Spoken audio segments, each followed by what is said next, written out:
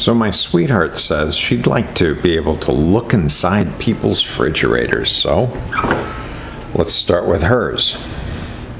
As you can see, we've got quite a lot of fish oil.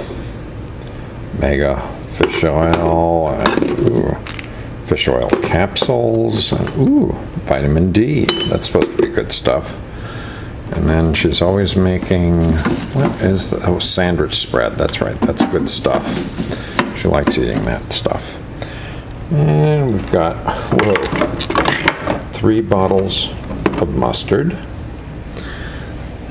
She's on a big kick with almonds. Soy milk kind of thing. Okay, gotta have the requisite bottle that we're working on. Hey, this is a dairy household, all right? Now, dig this. Let's count.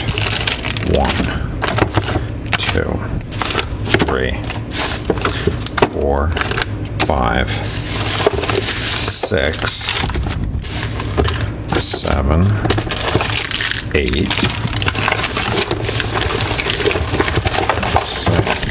9, 10, 11. Is this person from Wisconsin? 12 types of 13 cheeses. There's a little left over, so it won't count him. And, 14, 15 cheeses. That's 15 cheeses. And, 4 hams. Ooh, September 17. Gotta eat that one up. You know what this is, right? Sliced turkey. Really good stuff. So, let's see, we got 1 cheddar, 1 goat, mozzarella sticks. We had 2 of those. And then 2 of these goat cheeses. Dubliner cheese with the distinctive taste of sweetness. Kerrygold, imported from Ireland. Another white cheese.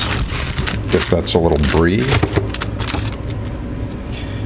Another goat cheese. Okay, so this is that whole thing about goat, and then 2 other soft goats. There we are. So that's the reason why there's so much of this. We got 2 Munsters